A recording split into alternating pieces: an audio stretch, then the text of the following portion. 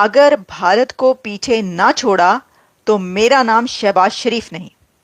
तीसरा टारगेट उन्होंने इंडिया को बनाया और जिसमें उन्होंने कहा है कि जब तक जान में जान है खूब मेहनत करके पाकिस्तान को अजीम बनाएंगे। तरक्की पाकिस्तान का मुकद्दर बन चुकी है। अगर भारत को पीछे ना छोड़ा तो मेरा नाम शहबाज शरीफ नहीं। ये है बात। वह ये है कि जो शहबाज शरीफ साहब हैं, पाकिस्तान के प्राइम मिनिस्टर, उन्होंने कहा है कि पाकिस्तान को हम भारत से ज़्यादा खुशहाल बनाएंगे। Pakistan to become more prosperous than India. और सिर्फ यही नहीं कहा बल्कि शहबाज शरीफ साहब ने फरमाया है कि वो भारत को पीछे छोड़ देंगे। पाकिस्तान के प्राइम मिनिस्टर ने यह कहा है कि वो इंडिया को पीछे छोड़ देंगे तरक्की में। इतनी तरक्की करेगा उनका मुल्क कि वो भारत पीछे रह जाएगा। अच्छा, सिर्फ यही नहीं कहा उन्होंने, नहीं, और भी कहा है। उन्होंने ये भी कहा है कि तो पहले तो आप ये जान लें कि भारत को अब उन्होंने पीछे छोड़ना ही छोड़ना है। उन्होंने कहा है, वो देखें, एक तो ये कि जो पीएम शहबाज है ना, उनकी जो स्पीच करने का स्टाइल है और जो वो जोश और जज्बे के साथ स्पीच करते हैं कि वो माइक शाइक सारे उनके आगे के गिर जाते हैं और बड़ी एक्साइटमेंट के साथ स्पीच करते हैं। अब पार्टी की, अपनी पार्टी की वो कर रहे हो किसी जगह पर स्पीच और कोई मीटिंग हो तो उसमें तो और ज़्यादा जज्बा आ जाता है सामने। तो उन्होंने क्या किया कि वो डीजी खान पहुंचे, वहां पर जाकर जो है उन्होंने ये स्पीच की जिसमें उन्होंने ये कहा कि दुश्मन जो है वो घुस बैठिए की तरह घात लगा के बैठे हुए हैं। दुश्मन घात लगा के बैठा हुआ है। वो जो रात के अंधेरे में घात लगा के बैठते नहीं, वही वाली सिचुएशन लग रही है मुझे। दुश्मन के कहने पर केपी के और बलूचिस्तान में दहशतगर्दी हो रही है और दुश्मन के कहने पर दहशतगर्दी हो रही है और मुल्क की तरक्की नहीं हो सकती जब तक दहशतगर्दी का खात्मा नहीं हो सकता। और साथ ही उन्होंने कहा कि इस्लामाबाद में धावे बोले जाते हैं और तरक्की नहीं हो सकती और अमन कायम किए बगैर भी तरक्की नहीं होती। उसमें अगर आप इसका क्रक्स पूछ ले, उन्होंने एक तो दहशतगर्दी पे बात की कि भाई ये दहशतगर्दी हो रही है तो कैसे तरक्की होगी। अच्छा, साथ ही उन्होंने कहा कि ये तो प्रोटेस्ट हर डेली बेसिस पे हो रहा होता है। उनका इशारा इमरान खान की पार्टी की तरफ है कि ये देखें क्या करते फिरें। और फिर तीसरा जो उन्होंने टारगेट किया है वो इंडिया है, वो भारत है। पीएम शहबाज ने जो उनका तीसरा टारगेट है, पहला टारगेट दहशतगर्दी, दूसरा टारगेट इमरान खान के प्रोटेस्ट, और 11th और 12th को जो है मॉरिशस जाएंगे और मॉरिशस में उनको जी बुलाया गया है, नेशनल डे है उनका, उसमें मोदी जी को जो है as a chief guest invite किया गया है। तो जी बिल्कुल मोदी जी ने जाना है और ये बहुत इंपॉर्टेंट विजिट होगा उनका। और इस विजिट को लेकर डेफिनेटली वहां पे जाएंगे तो कुछ ना कुछ ये लोग ट्रेड वगैरह की भी बात करते हैं और कई दूसरी चीजों में साथ ये दोनों कंट्रीज मिलकर काम करने की भी बात करेंगी, जो कि मोदी जी को हमने देखा ही है कि जहां भी जाते हैं बिजनेस का खाता खोल के बैठ जाते हैं। कहीं भी जाते हैं तो ऐसा नहीं होता कि वो खुद इन्वेस्ट ना कर रहे हो या कोई दूसरी कंट्री ये ना कह रही हो कि हम भारत के अंदर इन्वेस्ट करना चाहते हैं। तो मेरे ख्याल है ये ऐसी चीज है जिसको कि पाकिस्तान के जो पॉलिटिशियंस हैं, पाकिस्तान के जो पॉलिसी मेकर्स हैं, उनको सीखना चाहिए। कोई हरज नहीं है, आप चाहे आप जो मर्जी कहिए कि भारत हमारा दुश्मन है, भारत से हमारी बनती नहीं है, लेकिन भारत अगर कुछ अच्छा कर रहा है तो आपको भारत से सीख लेना चाहिए। और मेरा ख्याल है कि बिजनेस अगर सीखना है तो उसमें भारत से बेहतर हमें कंट्री नहीं दिखेगी अपने आसपास में। इसलिए कि बाकी तो आपको पता है अफगानिस्तान में तो कुछ है नहीं सिवाय ड्रग्स के और हथियार के और इसके। और ईरान के ऊपर पहले इतनी सैंक्शंस हैं कि ईरान तो वैसे ही कोई बिजनेस करने से रह गया। चाइना का तो वैसे ही हमने तेल निकाल दिया है, आपको पता है चाइना का तो वैसे ही हमने कड़का कर दिया है। चाइना के पास तो कुछ बचा ही नहीं है। चाइना तो जिसे कहते हैं ना, वो उसकी तो समझ में नहीं आ रहा है कि वो हमसे पीछा कैसे छुड़ाए। इसलिए कि उसने जब सीपीसी शुरू किया था या सीपैक शुरू किया था तब चाइना का ख्याल था कि जी बहुत जबरदस्त किस्म का हम ये सीपैक बना लेंगे और उसके बाद चाइना भी माला माल हो जाएगा, पाकिस्तान पे कब्जा कर लेगा, पाकिस्तान के लोग सारे उसके गुलाम बन जाएंगे। और हुआ ये कि हमने उनको आते जाते इतनी चपेड़े मारी हैं कि हर कुछ दिन के बाद कान के नीचे दो लगा देते हैं। मतलब ये कि दो बंदे उनके टपका देते हैं। तो अब चाइना जो है वो बेचारा कह रहा है कि अब मैं कहाँ जाऊं, किसको बोलूं, किसको शिकायत करूं। तो बेचारे कहीं जाके शी जिनपिंग रो भी नहीं पा रहे, इसलिए कि इतनी बड़ी कंट्री है। आपको याद ही होगा कि एक जमाने में कहा जाता था कि अमेरिका के बाद चाइना को कहा जाता था कि वो सुपर पावर बनने के लिए जा रही है। तो सोचिए एक सुपर पावर का जो प्रेसिडेंट है वो रोए, वो धाड़े मार मार के रोए कि जी पाकिस्तान जिसने सारी दुनिया का कर्जा ले रखा है, पाकिस्तान जिसने पूरी दुनिया को, जिसे कहते हैं ना कि उससे पैसा लेके हजम कर रखा है, वो पाकिस्तान जो है वो उसको उसने इनका इतना पैसा खा लिया है कि उनका प्रेसिडेंट जो है, मैंने सुना है कई कई दिन वो अपने बेड के नीचे से नहीं निकलते। आप लोगों ने देखा होगा कि एक दो बार ऐसा भी हुआ था कि शी जिनपिंग साहब जो है वो मिल नहीं रहे थे, उन्हें ढूंढा जा रहा था और कहा जा रहा था कहाँ गए कहाँ गए, याद है आप लोगों को? और उसके बाद एक वीक के बाद वो मिले थे, और कई लोगों ने तो कहा था कि पता नहीं टपक गए, कईयों ने कहा था बीमार है, कई ने कहा था भाग गए, क्या क्या बातें हो रही थी। जय हिंद दोस्तों। जैसा कि आपको पता है कि पाकिस्तान जैसा देश अगर कहे कि भारत से वो आगे निकल जाएगा और भारत उसके पीछे रह जाएगा और ये जल्दी ही हो जाएगा, तो इस बात पर आप कितना यकीन करेंगे? शायद नहीं करेंगे। ऐसा ही कुछ हुआ है पाकिस्तान में। पाकिस्तान के प्रधानमंत्री शहबाज शरीफ ने एक सभा को संबोधित करते हुए बताया कि भारत ही वो देश है जिसको पाकिस्तान अभी पछाड़ देगा और जल्दी ही इसका इंतज़ाम कर दिया जाएगा। जैसा कि आप सब जानते हैं कि भारत कहाँ और पाकिस्तान कहाँ, लेकिन ख्यालों में कुछ खोए रहना कोई बुरी बात नहीं है। ऐसा ही पाकिस्तान के पीएम के साथ हो रहा है। उसने कहा कि पाकिस्तान अब दिन रात तरक्की करेगा और भारत से को नीचा दिखाएगा और भारत को आगे बढ़ने से रोक देगा। इस बात को लेकर अब सारा मीडिया भी चर्चा कर रहा है कि शहबाज शरीफ ये क्या कह रहे हैं। जो भारत अब इतना आगे जा चुका है, जिसका दुनिया में मान और सम्मान है, उसके साथ पाकिस्तान का क्या बनता है। लेकिन शहबाज शरीफ तो शहबाज शरीफ है। उन्होंने दहाड़ते हुए कहा कि अब भारत पीछे रह जाएगा और वो दिन दूर नहीं जब भारत को पछाड़कर पाकिस्तान ही दुनिया पर राज करेगा। जी हाँ दोस्तों, अब कुछ भी कहे पाकिस्तानी पीएम है, वो कुछ भी कह सकता है और कुछ भी कर सकता है, ऐसा हो या ना हो, लेकिन कहने में तो नहीं कुछ जा रहा। इसी बात को शहबाज शरीफ ने भी दोहरा दिया और पाकिस्तान की जनता उनका मुंह भी देखने लगी। लेकिन कुछ जनता ऐसी भी है जो इन्हीं बातों को सुनकर खुश होती है और अपना एक मुगालता पालती रहती है कि भारत के खिलाफ जो नफ़रत उनके दिल में है उसको उबारने का काम वहाँ के पीएम और वहाँ के सीएम करते हैं। इस बार भी शहबाज शरीफ ने यही किया और उसने जिस भाषा में बात की और जिस तरह भारत को ललकार कर कहा कि भारत को पाकिस्तान पीछे छोड़ने वाला है, इस बात को सुनकर वहाँ की जनता बड़ी खुश हुई और बड़े नारे भी लगाए गए। इसी बात को लेकर अब सारा पाक मीडिया ये बात कर रहा है कि शहबाज शरीफ कहाँ से लाएंगे, क्या लाएंगे और कैसे पाकिस्तान की जनता को देंगे। जिस पाकिस्तानी जनता के पास रहने के लिए ढंग से घर नहीं है और सड़कें चलने तक के लिए नहीं है, सिर्फ लाहौर को छोड़कर बाकी जगह सब ऐसा ही सुनसान पड़ा हुआ है, तो भला वहाँ शहबाज शरीफ क्या करेंगे। लेकिन शहबाज शरीफ तो शहबाज शरीफ है। उन्होंने जी भरकर भारत को कोसा और पूरी रैली के दौरान भारत के खिलाफ नारेबाजी करवाई। इस बात को लेकर भी अब सारा मीडिया चर्चा कर रहा है कि ये कैसे पाकिस्तान की तरक्की करेगा, जबकि उसके पीछे चाइना का दुनिया भर का कर्जा है और बाकी दुनिया का भी कर्जा है। पाकिस्तानी आम तौर पर खाड़ी देशों में मांगते हुए नज़र आते हैं और भिखारी भी काफ़ी पकड़े जाते हैं। अभी भिखारी डिपोर्ट किए गए हैं।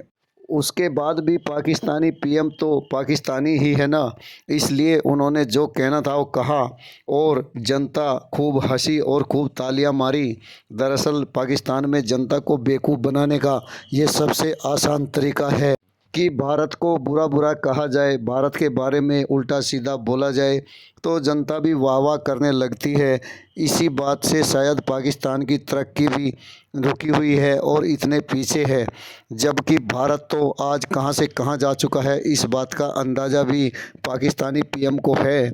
लेकिन पाकिस्तानी पीएम के सामने जो पब्लिक बैठी है उसको इस बात का मुगालता नहीं है, इसलिए पाकिस्तानी पीएम ने उनसे नारेबाजी करवा के और अपने नारेबाजी करके वहाँ से चुपचाप खिसक लिए। दरअसल जब से पाकिस्तान बना है यही हो रहा है और वहाँ की जनता भूखी नंगी घूम रही है और पाकिस्तानी पीएम हो या कोई अन्य शासक, वो अपना खूब मालदार होता जाता है। ये बात आज से नहीं, जब से पाकिस्तान बना है तब से ही शुरू हो चुकी थी और अब तो ये भयंकर रूप ले चुकी है।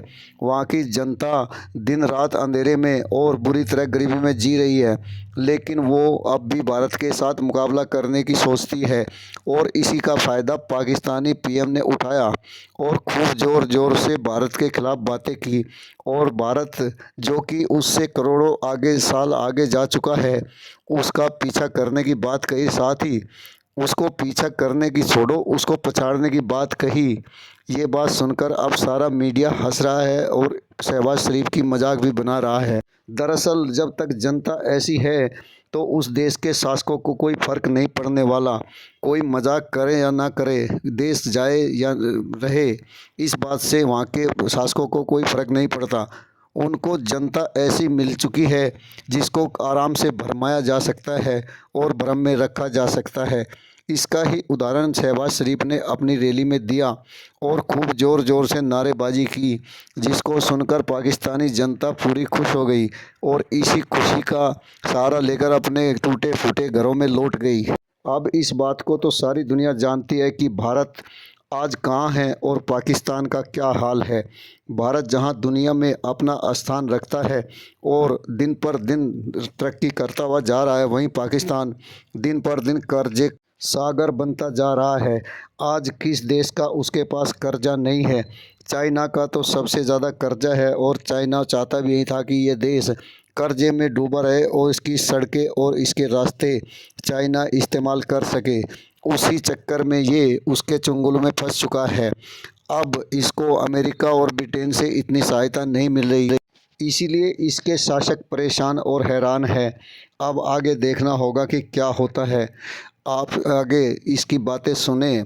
आपसे उम्मीद है कि वीडियो को लाइक व शेयर जरूर करें। धन्यवाद। ये तो ड्रीम सिनेरियो होगा कि इंडिया, चाइना और रशिया एक ऑल्टरनेटिव वर्ल्ड ऑर्डर बनाए और ब्रिक्स उसका एक पिवट हो सकता था, पर धीरे धीरे मुझे देखिए ब्रिक्स प्रॉब्लम है डोनाल्ड ट्रम्प साहब के लिए, लेकिन ब्रिक्स में से ना तो बी प्रॉब्लम है उनके लिए, ना तो आर प्रॉब्लम है, ना तो आई प्रॉब्लम है, ना तो सी प्रॉब्लम है। अगर अलग अलग है तो मैं सजेस्ट किया कि ब्रिक्स जो है, या उस समय शायद साउथ अफ्रीका नहीं थी, ब्राजील, रशिया, इंडिया और चाइना जो है, ये ऐसी इकोनॉमी है जो बहुत तेजी से उभर रही है और इनमें पोटेंशियल है दुनिया में लीडिंग वर्ल्ड इकोनॉमीज बनने का। और उसके बाद से जब ये रिपोर्ट आई, उस रिपोर्ट का आधार लेते हुए इन देशों ने ये कहा कि अगर ऐसी बात है तो हम लोग यूनाइट क्यों नहीं होकर के एक प्लेटफॉर्म बनाएं जहां पे हम अपनी इकोनॉमिक समस्याओं को और जो है उस पर डिस्कस करें, डिबेट करें। ये होने के बाद क्या हुआ कि ब्रिक्स जो है फिर वो एक्सपैंड करने लगा और उसमें सिर्फ अब ज्योग्राफिकल इकोनॉमिकल इश्यूज ना हो करके और भी इश्यूज उसमें डिस्कस होने लगे। तो over the period of time जो सबसे स्ट्रॉन्ग नॉन ट्रीटी बॉडी जिसे कहते हैं, बेस था, ग्रुप था, क्लब था, उसका नाम था G7। G7 को थोड़ा लिबरलाइज करके G20 बनाया गया।